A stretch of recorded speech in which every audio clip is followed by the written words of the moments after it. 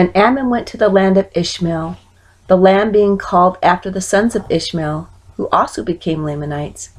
And as Ammon entered the land of Ishmael, the Lamanites took him and bound him, as was their custom, to bind all the Nephites who fell into their hands, and carry them before the king.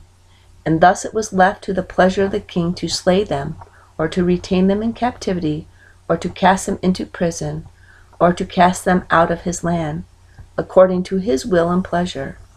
And thus Ammon was carried before the king, who was over the land of Ishmael. And his name was Lamoni, and he was a descendant of Ishmael. And the king inquired of Ammon if it were his desire to dwell in the land among the Lamanites, or among his people. And Ammon said unto him, Yea, I desire to dwell among this people for a time, yea, and perhaps until the day I die. And it came to pass that King Lamoni was much pleased with Ammon, and caused that his band should be loosed, and he would that Ammon should take one of his daughters to wife. But Ammon said unto him, Nay, but I will be thy servant. Therefore Ammon became a servant to King Lamoni. And it came to pass that he was set among other servants to watch the flocks of Lamoni, according to the custom of the Lamanites. And after he had been in the service of the king 3 days, as he was with the Lamanitish servants, going forth with their flocks to the place of water, which was called the Water of Sebus, and all the Lamanites drive their flocks hither, that they may have water.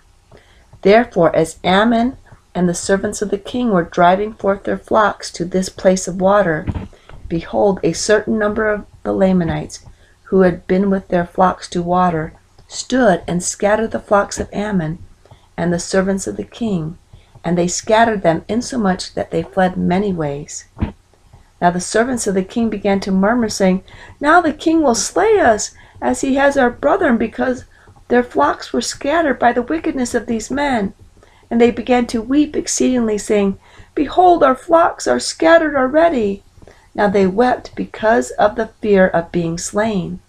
Now when Ammon saw this, his heart was swollen within him with joy, for he said, I will show forth my power unto these my fellow servants, or the power which is in me, in restoring the flocks unto the king, that I may win the hearts of these my fellow servants, that I may lead them to believe in my words. And now these were the thoughts of Ammon, when he saw the afflictions of those whom he termed to be his brethren. And it came to pass that he flattered them by his words, saying, My brethren, be of good cheer, and let us go in search of the flocks, and we will gather them together, and bring them back unto the place of water. And thus we will preserve the flocks unto the king, and he will not slay us. And it came to pass that they went in search of the flocks, and they did follow Ammon, and they rushed forth with much swiftness, and did head the flocks of the king, and did gather them together again to the place of water. And those men again stood to scatter their flocks. But Ammon said unto his brethren, Encircle the flocks round about, that they flee not, and I go and contend with these men who do scatter our flocks. Therefore they did as Ammon commanded them, and he went forth and stood to contend with those who stood by the waters of Sebus, and they were in number not a few. Therefore they did not fear Ammon, for they supposed that one of their men could slay him according to their pleasure.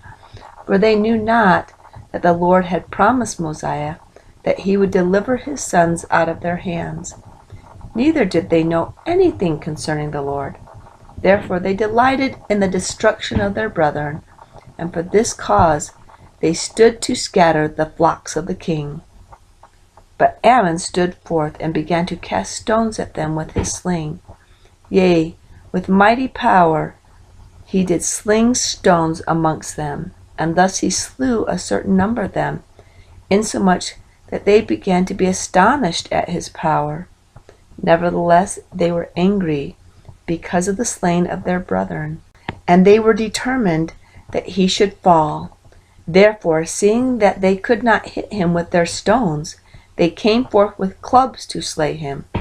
But behold, every man that lifted his club to smite Ammon, he smote off their arms with his sword. For he did withstand their blows by smiting their arms with the edge of his sword, insomuch that they began to be astonished and began to flee before him. Yea, and they were not a few in number, and he caused them to flee by the strength of his arm. Now 6 of them had fallen by the sling, but he slew none save it were their leader with his sword. And he smote off as many of their arms as were lifted against him, and they were not a few.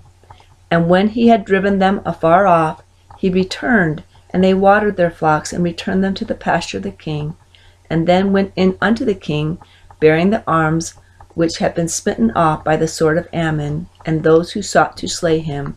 And they were carried in unto the king for a testimony of the things which they had done.